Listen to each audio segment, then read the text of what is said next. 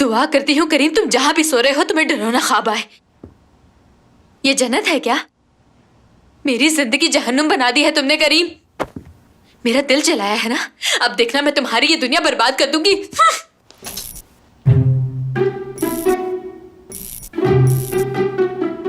अरे रुक जाओ, ये क्या, इससे क्या हो गया?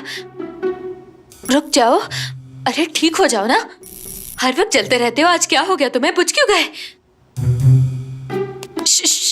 ये क्या हो गया यार? करीम आएगा तो उसे क्या कहूंगी? अब मुझे क्या करना चाहिए? यहाँ कोई चीज भी तो नहीं इसे ठीक करने के लिए। मैं कोशिश करती हूँ। हाँ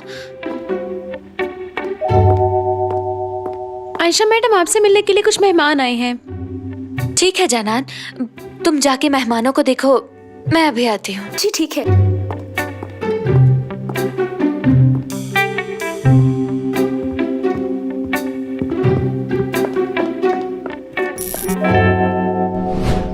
नाम देखो इसका, उमर। ये तो मेरे बाबा की उम्र का लगता है। अगर आज मेरे बाबा जिंदा होते तो क्या इस उम्र की लड़की से इश्क करते? मुझे तो अपने नाम का भी मतलब मालूम नहीं। अरहम क्या है? मुझे तो अपने ही नाम का मतलब नहीं आता। क्या कोई मकसद है मेरा इस दुनिया में आने का? मैं बिल्कुल नाकारा हो चुका हूं। एक जिंदा लाश हूं मैं, और जिंदा लाशें कुछ कहती नहीं, सिर्फ बर्दाश्त करती हैं। अब तो बर्दाश्त करना ही होगा। ये दिल में रहने वाले ये दिल से नहीं निकलते, बदले हजार मौसम रिश्ते नहीं बदलते, नहीं बदलते। ये दिल में रहने वाले वाले। चलो अब उठकर सीधी तरह बैठो। चलो, तुमने सुना नहीं मैंने क्या कहा? क्या हो गया भाई आपको? कभी लेटने का कहते हैं, कभी बैठने का कहते हैं, कभी कहते हैं खड़े हो जाओ। क्या मैं आपके हाथों की कठपुतली हूँ?